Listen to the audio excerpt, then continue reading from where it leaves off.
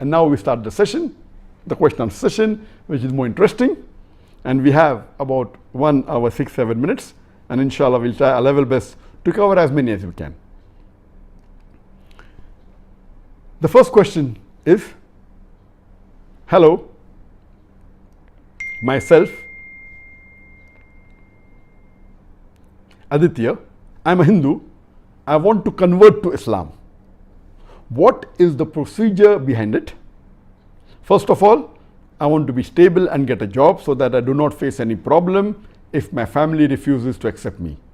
And alhamdulillah, I thank Allah subhanahu wa ta'ala to give you hidayah.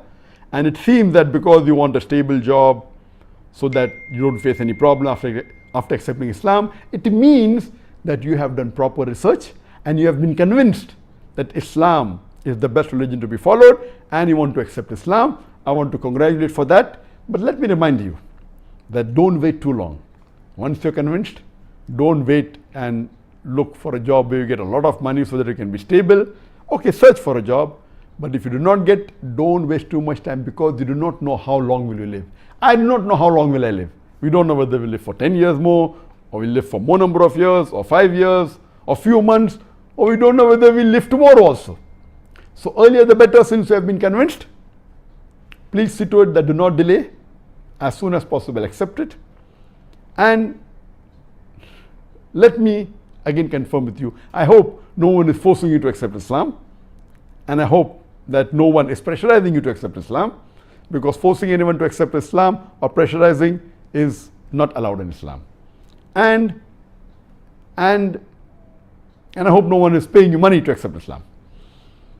As far as to accept Islam, the procedure is very simple. You only have to believe that there is one God, Allah subhanahu wa ta'ala, and He has got no partners, He has got no associates, and there is no other God besides Him, and there is no idol worship. And the second point is, believe that Prophet Muhammad, peace be upon him, is the last and final messenger of Allah subhanahu wa ta'ala, of Almighty God. If you believe in these two things, these two are the basic requirement for anyone to enter into the fold of Islam. There are many other things, following the commandments given in the Quran by Allah subhanahu wa ta'ala and following the messenger, the hadith, but the most important are these two. And even if you believe in this in your heart, you're a Muslim, you don't have to say it in public or go, but preferable if you can recite this in Arabic. And I will say, and if you want, you can repeat it after me now, or later on go to the YouTube, see my video and repeat it. I'm saying it in Arabic, the same thing what I said in English. I'll again translate it. For anyone to accept Islam, you have to believe what I said, the two things. And in Arabic, the same thing is, and you can repeat after me, is Ashhadu an la ilaha illallah wa ashhadu anna Muhammadan abduhu wa rasuluhu, which means I bear witness that there is no God besides Allah, and I bear witness that Prophet Muhammad, peace be upon him, is the servant, the messenger, and the servant of Almighty God. And if you believe in this and you accept with your heart and you say it, you become a Muslim. It's very simple. My request to you, Brother Aditya, don't delay. As soon as possible, if you have convinced, please accept Islam. The second question posed is by Bishal Mani Tiwari from Nepal. I am a Sanatan Dharma follower.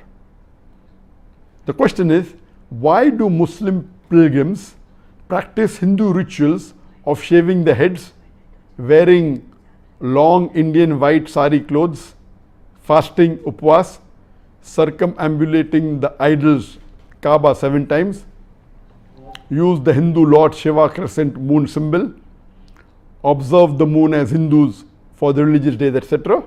These rituals were all alien to Arabs, Jews. So why do Muslims follow Hindu rituals? And this is a very important question.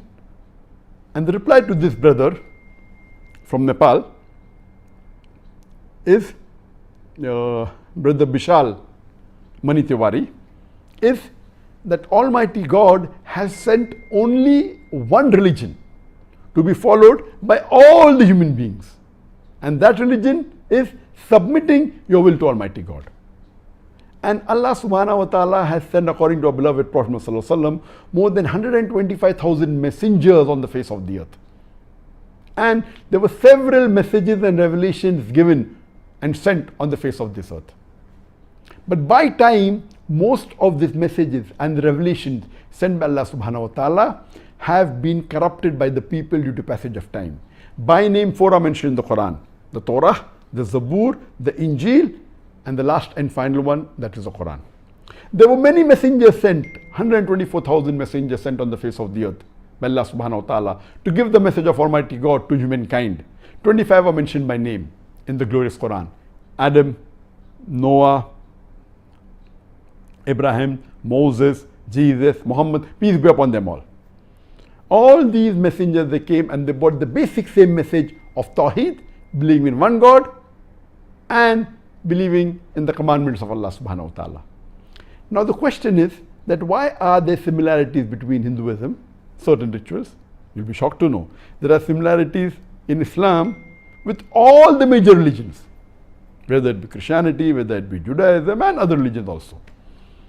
I've given a talk on similarities between Islam and Hinduism. I have not spoken much about the rituals, and most of the rituals that you mentioned, I agree, almost all of them, except for one, all of them are common in Islam. But in my talk of more than 1.5 or 2 hours, I spoke about the major pillars of Hinduism and Islam. And I spoke in the talk that both Hinduism and Islam, they believe in one God. They believe that God is only one without a second. Both these religions believe that idol worship is wrong. Hinduism and Islam both agree that the last and final messenger sent by Almighty God is Prophet Muhammad, peace be upon him. Both the religions believe that if you have to pray, you have to do the sujood, that is sajda, and so on and so forth. Both the religions believe that having alcohol is prohibited. Both the religions believe that gambling is prohibited, and so on and so forth. You can listen to my talk on similarities between Islam and Christianity. What you mentioned were mainly rituals, and these rituals that you mentioned were like shaving the head, and I do agree with you. It's common in both, in pilgrimage of Hindus and Muslims, wearing long white sari clothes, talking about the ihram, fasting, circumambulating around the Kaaba, using Hindu Lord Shiva crescent symbol. This is not because crescent is not the symbol of Muslims, though they use it as culture. But I agree with you that most of the rituals are common. Why? Because Almighty God, He sent the same religion. The basics were same. Later on, people started adding other things of their own, and the scripture got corrupted, the religion got corrupted. Then Allah sent the last and final messenger, Prophet Muhammad, peace be upon him, and revealed the last and final message, that is the glorious Quran. This, Alhamdulillah, Quran is not adulterated. It is in its pure form. I always give a formula when the non-Muslims come and speak to me. I said, let's come to a common formula. Let us agree, let us believe that one scripture at least is the word of God 100%. The Hindus will say, I believe the Vedas are the word of God. The Christians will say, I believe the Bible is the word of God. The Muslims will say, I believe the Quran is the word of God. Let us agree to follow what is common in the scriptures, because all of us believe their scripture is the word of God. So if what is common in all the scriptures, all will agree, there will not be any conflict. So let us agree to at least follow the common points in these scriptures. What is different, we can discuss tomorrow. And when we discuss and do a research, a comparative study, we come to know that all the major religions in the scriptures, whether it be the Hindu scriptures, the Veda, whether it be the Bible, the Christians, whether it be of the Jews, whether it be of the Muslims, the Quran, all the scriptures say there is one God. All the scriptures say that worshipping anyone besides the true God is wrong. All the scriptures say idol worship is wrong. All the major scriptures say, and they mention the name of Prophet Muhammad, peace be upon him, and they mention that he is the last and final messenger. All the scriptures say that you should do the sujood for praying. All the scriptures say that we should fast. All the scriptures say we should do charity. All the scriptures say that alcohol is prohibited, and so on and so forth. So let us agree to follow what is common. So if there are commonalities, it means that all of us agree. The same Creator Almighty God who has created all the human beings is the main source of the scriptures, but these scriptures have been changed due to passage of time, except the last and final message, the glorious Quran. All the messages brought by the messengers earlier were meant only for those people, except the last and final messenger, Prophet Muhammad, peace be upon him. He brought the message for the whole of humanity. That is the reason my request to you is, Brother Bishal, Brother Tiwari, that do more research, hear my talk on similarities between Islam and Hinduism, and you'll come to know that even Hinduism says that you have to submit your will to Almighty God. And submitting your will to Almighty God, if you say in Arabic, it is Islam. And the person who submits his will in Arabic, we call him as a Muslim. So I pray to Allah subhanahu wa ta'ala that may He give you hidayah, so that you come closer to Allah subhanahu wa ta'ala and you accept the last and final message, the Quran and the religion of Islam.